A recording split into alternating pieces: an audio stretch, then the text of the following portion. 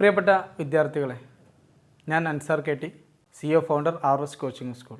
ഞാനിപ്പോൾ ഇന്നിവിടെ വന്നിട്ടുള്ളത് +2 മക്കളോട് സംസാരിക്കാൻ വേണ്ടി ഒരു 3 കാര്യങ്ങളെക്കുറിച്ച് സംസാരിക്കാൻ വേണ്ടിയിട്ടാണ് ഞാനൊരു വീഡിയോയിൽ വന്നിട്ടുള്ളത്.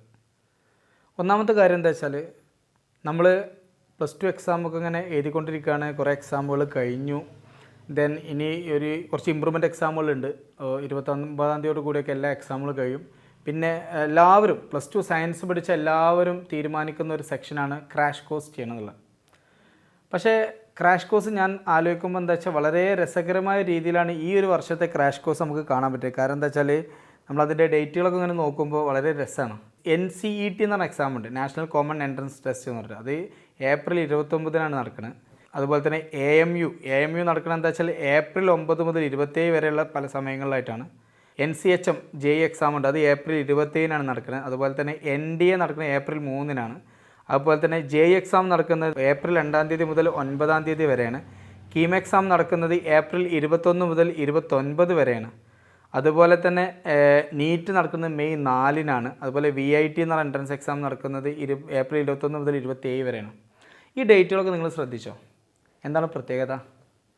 നമ്മളുടെ ക്രാഷിൻ്റെ ഇടയിലുള്ള സമയങ്ങളാണ് ഇതൊക്കെ. അപ്പം സത്യം പറഞ്ഞാൽ നമ്മൾക്ക് ഈ ഒരു ക്രാഷ് കോഴ്സ് കൊണ്ട് എത്ര ദിവസം നമുക്ക് പഠിക്കാൻ കഴിയും?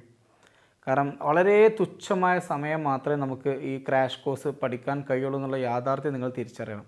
എന്ന് പറഞ്ഞാൽ +2 ഒക്കെ കഴിഞ്ഞു, ഇനി ഭയങ്കരമായിട്ട് ഒരു മാസത്തിൽ 1.5 മാസം എൻട്രൻസിൻ്റെ പ്രിപ്പറേഷൻ എന്നൊക്കെ പറഞ്ഞിട്ട് എല്ലാവരും ക്രാഷ് കോഴ്സിന് പോകുമ്പോൾ അതിൻ്റെ ഇടയിൽ വരാനുള്ള എൻട്രൻസ് എക്സാമുകളെ കുറിച്ചാണ് ഞാൻ സംസാരിച്ചത്.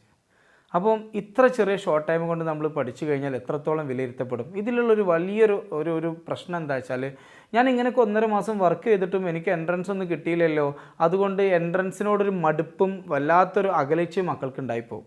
കാരണം നമുക്കെല്ലാവർക്കും അറിയുന്ന കാര്യമാണ്, 2 വർഷം +1-ലും +2-ലും പഠിക്കുന്ന മുഴുവൻ സംഗതികൾ പഠിച്ചാൽ മാത്രമേ നമുക്ക് എന്ത് ചെയ്യാൻ പറ്റുള്ളൂ, റിപ്പീറ്റ് ചെയ്യാൻ അല്ലെങ്കിൽ എൻട്രൻസ് ക്രാക്ക് ചെയ്യാൻ പറ്റുള്ളൂ. അപ്പം അങ്ങനെയുള്ള കുട്ടികൾക്ക് എന്തായാലും എൻട്രൻസ് കിട്ടണം, എന്തായാലും എനിക്ക് എൻട്രൻസിന് കിട്ടണം, നല്ല കോളേജിൽ പഠിക്കണം എന്നൊക്കെ ആഗ്രഹിക്കുന്ന ഒരു മക്കളാണെന്നുണ്ടെങ്കിൽ എൻ്റെ ഒരു പേഴ്സണൽ ഒപ്പീനിയൻ എന്താ വെച്ചാൽ, നിങ്ങൾ ക്രാഷ് കോഴ്സ് ഏറ്റവും സിമ്പിളായ രീതിയിൽ ഓൺലൈനായിട്ടോ എങ്ങനെ വെച്ച് ചെയ്യാൻ നോക്കുക.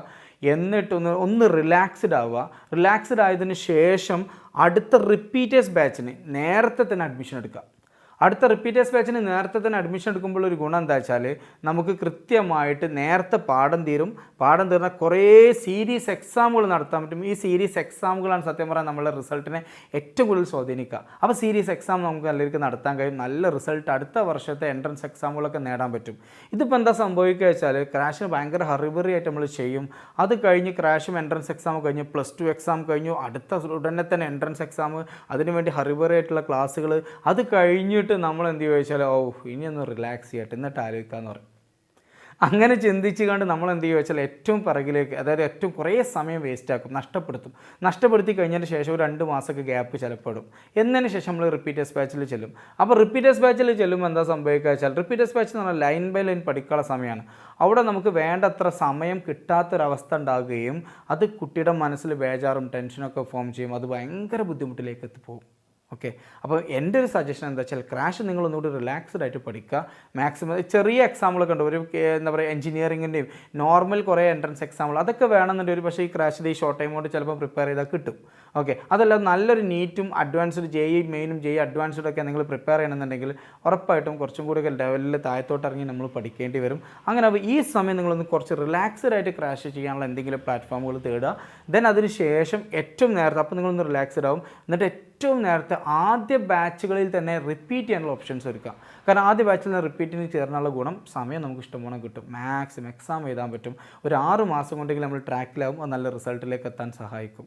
ഇതാണ് നമ്മൾ ശ്രദ്ധിക്കേണ്ട ഒന്നാമത്തെ കാര്യം എന്ന് പറയുന്നത്. രണ്ടാമത്തെ കാര്യം, ഇതിൽ നിന്ന് നിങ്ങൾ മനസ്സിലാക്കേണ്ട ഒരു യാഥാർത്ഥ്യമുണ്ട്. ഇത് നിങ്ങൾക്ക് വേണ്ടിയിട്ടല്ല, നിങ്ങൾക്ക് താഴെയുള്ള മക്കൾക്ക് അല്ലെങ്കിൽ നിങ്ങളുടെ അനിയന്മാർക്കോ അനിയത്തിമാർക്കോ നിങ്ങളുടെ കുടുംബത്തിലുള്ള മറ്റ് നിങ്ങൾക്ക് താഴെ ക്ലാസ്സിൽ പഠിക്കുന്ന മക്കൾക്ക് നിങ്ങൾ പറഞ്ഞു കൊടുക്കേണ്ട ഒരു പാഠമാണ്. അതെന്താണെന്നറിയോ? ഇപ്പോഴത്തെ എക്സാമ്പിളൊക്കെ, പണ്ടൊക്കെ ക്രാഷ് കോഴ്സ് എന്ന് പറഞ്ഞാൽ 2 മാസമൊക്കെ ഉണ്ടായിരുന്നു. അതായത് ഏപ്രിൽ ലാസ്റ്റ് വീക്കൊക്കെ വരെ നമുക്ക് ക്ലാസ് അറ്റൻഡ് ചെയ്യാൻ പറ്റുമായിരുന്നു. ഈ 2 മാസമൊക്കെ അവർക്ക് ആസ്വദിച്ച് കുറച്ചും കൂടി റിലാക്സ്ഡ് ആയിട്ട് പഠിക്കാനും എഴുതാനും പറ്റുമായിരുന്നു. പക്ഷേ ഇപ്പം എല്ലാ എക്സാമും പബ്ലിക് എക്സാമിന് ഉടനെ തന്നെ വരുന്ന ഒരു പ്രകൃതി നമ്മളിപ്പോൾ ഒരു അവസ്ഥയാണ് ഇപ്പോൾ നമ്മൾ കണ്ടുകൊണ്ടിരിക്കുന്നത് അല്ലേ. പബ്ലിക് എക്സാം കഴിഞ്ഞ് ഉടനെ തന്നെ ഓരോരോ എൻട്രൻസ് എക്സാമുകൾ വരികയാണ്. അതെല്ലാം നാഷണലൈസ്ഡ് ആയിട്ടുള്ള നല്ല കോളേജുകളിലേക്കുള്ള അഡ്മിഷനാണ്, എക്സാമുമാണ്. അപ്പോൾ സ്വാഭാവികമായിട്ട് നമ്മൾ ഇതിന് മനസ്സിലാക്കേണ്ട കാര്യം +2 കഴിഞ്ഞതിന് ശേഷം എൻട്രൻസ് എന്ന് പറഞ്ഞുകൊണ്ട് ക്രാഷും ചെയ്ത് 2 മാസം അടിപൊളിയായിട്ട് പഠിച്ചിട്ട് റിസൾട്ട് ഉണ്ടാക്കുന്ന ഒരു കാലഘട്ടം നമുക്ക് മുന്നേ ഉണ്ടായിരുന്നു. പക്ഷേ ഇപ്പോൾ അങ്ങനെയല്ല. ഇപ്പോൾ എല്ലാ എക്സാമിലും നേരത്തെ തന്നെയാണ്. അതിൽ നിന്നും +2 കഴിഞ്ഞ ശേഷം ഇനി പഠിക്കുക എന്നുള്ള ഒരു ചിന്താഗതി നമ്മളെല്ലാവരും ഒഴിവാക്കണം. ഇതിന് ഏറ്റവും നല്ലൊരു കാര്യം എന്താ വെച്ചാൽ നിങ്ങൾ ഇൻ്റഗ്രേറ്റഡ് സംവിധാനത്തിൽ പഠിക്കാൻ ശ്രമിക്കുക. അതായത് 10ാം ക്ലാസ് കഴിഞ്ഞോ അല്ലെങ്കിൽ 8ാം ക്ലാസ് മുതൽ തന്നെ ഇൻ്റഗ്രേറ്റഡ് സംവിധാനത്തിലാണ് നിങ്ങൾ പഠിക്കുന്നതെന്നുണ്ടെങ്കിൽ ഉറപ്പായിട്ട് നിങ്ങൾ +2 കഴിയുമ്പോഴേക്കും നല്ല രീതിയിൽ നിങ്ങൾക്ക് ഈ ഒരു NCERT ബുക്ക് കവർ ചെയ്യാൻ പറ്റും. അങ്ങനെ NCERT ബുക്ക് കവർ ചെയ്ത് കഴിഞ്ഞാൽ ഉറപ്പായിട്ട് നിങ്ങൾക്ക് എൻട്രൻസ് ഒരു റിവിഷൻ ചെയ്യേണ്ട പണിയേ ഉണ്ടാവുള്ളൂ. ആ റിവിഷൻ ഒരു പക്ഷേ ചെയ്ത് കഴിഞ്ഞാൽ നമുക്ക് ക്രാഷ് പോലെ റിവിഷൻ ചെയ്ത് കഴിഞ്ഞാൽ നമുക്ക് അവസാനം എൻട്രൻസ് എക്സാമിന് ഒരു ഏകദേശം കുറേ എക്സാമുകൾക്ക് നല്ല റാങ്ക് വാങ്ങാനും നാഷണലൈസ്ഡായിട്ട് നല്ല കോളേജിൽ പഠിക്കാനും പറ്റും. അപ്പോൾ നിങ്ങൾ ശ്രദ്ധിക്കേണ്ട ഒരു കാര്യം, നിങ്ങൾക്ക് താഴെയുള്ള മക്കളുണ്ടെങ്കിൽ നിങ്ങൾ അവരോട് പറയണം ഇൻ്റഗ്രേറ്റഡ് സംവിധാനത്തിൽ പഠിക്കാൻ പറയണം. അങ്ങനെ +1 +2 ഒപ്പം തന്നെ എൻട്രൻസ് കോച്ചിങ് പഠിച്ചാൽ മാത്രമേ നമുക്ക് ക്രാഷൊക്കെ കഴിഞ്ഞ് നല്ല എക്സാമിൽ നല്ല മാർക്ക് സ്കോർ ചെയ്യാൻ പറ്റുള്ളൂ. അതല്ലാതെ +2 വരെ ഒരു സാധാരണ സംവിധാനത്തിൽ പഠിച്ചതിന് ശേഷം പിന്നെ ക്രാഷ് കോഴ്സ് കൊണ്ട് റിസൾട്ട് ഉണ്ടാക്കുന്നതിരിക്കും വളരെ പ്രയാസമാണ്. കിട്ടൂല എന്നല്ലട്ടോ ഞാൻ പറഞ്ഞതിനർത്ഥം. ഓരോ മക്കൾക്കും ഓരോ ശൈലിയാണ്, അവരെ പ്രിപ്പയർ ചെയ്യുന്ന അവസ്ഥകൾ വ്യത്യാസമുണ്ട്. അപ്പോൾ ഡെഫിനറ്റ്ലി അതിനനുസരിച്ച് റിസൾട്ട് മാറ്റണ്ടാവും. എന്നാൽ പോലും ഭൂരിഭാഗം കുട്ടികളെ സംബന്ധിച്ച് നോക്കുമ്പോൾ അതൊരു പക്ഷേ നല്ല റിസൾട്ട് ആവണമെന്ന് ഇല്ല. +2 ക്ലാസ്സുകൾ കഴിഞ്ഞു കുഴപ്പങ്ങളൊന്നും ഇല്ലാതെ പോവുകയാണെങ്കിൽ പ്രയാസമില്ല. പക്ഷെ അത് അടുത്ത പഠനമായിട്ടുള്ള റിപ്പീറ്റേഴ്സ് ബാച്ചിനെ ബാധിക്കുമ്പോൾ അതിന് വേണ്ടത്ര കോൺഫിഡൻസ് ഇല്ലാതെ എൻട്രൻസിനോട് തന്നെ ഒരു മടുപ്പ് തോന്നുന്ന അവസ്ഥ വരരുത്. പിന്നെ എപ്പോഴും നിങ്ങൾ മനസ്സിലാക്കേണ്ട വേറൊരു കാര്യമാണ്, ക്രാഷ് അല്ല റിപ്പീറ്റേഴ്സ് ബാച്ച്. ക്രാഷിൽ നമുക്ക് പരമാവധി ഒരു ദിവസം 4 ചാപ്റ്ററുകളും അല്ലെങ്കിൽ 4 3 5 ചാപ്റ്ററുകളൊക്കെ നമ്മൾ എടുത്താലേ തീരുള്ളൂ. ഈ 5 ചാപ്റ്ററുകൾ എങ്ങനെയാണ് മക്കളെ നമുക്കൊരു ദിവസം കൊണ്ട് തീർക്കാൻ കഴിയുക? അപ്പോൾ അതിൻ്റേതായ ഒരു കണ്ടൻറ്റ് കാര്യം ക്വസ്റ്റ്യൻസും ചെയ്യൽ മാത്രമേ ഉണ്ടാവുള്ളൂ. പക്ഷെ അത് കണ്ടിട്ട് നിങ്ങൾ ഒരിക്കലും എൻട്രൻസിനെയും അതുപോലെ റിപ്പീറ്റേഴ്സ് ബാച്ചിനെയും വിലയിരുത്തരുത്. റിപ്പീറ്റേഴ്സ് ബാച്ചിലേക്ക് വരുമ്പോൾ ഡീറ്റെയിൽഡ് ആയിട്ടുള്ള തിയറികളും അതുപോലെ തന്നെ ഒരുപാട് ഒബ്ജക്റ്റീവ് ക്വസ്റ്റ്യൻസും ഒരുപാട് എക്സാംസും നമുക്ക് കാണാൻ സാധിക്കും. അപ്പോൾ ഒരിക്കലും ക്രാഷ് കണ്ടിട്ട് നിങ്ങൾ എൻട്രൻസിനെ വിലയിരുത്തുക. എൻട്രൻസ് എന്ന് പറഞ്ഞു കഴിഞ്ഞാൽ നമുക്ക് ഒന്നുകൂടി ഡീറ്റെയിൽ ആയിട്ട് പഠിക്കാൻ ഏറ്റവും നല്ലത് റിപ്പീറ്റേഴ്സ് ബാച്ചാണ്.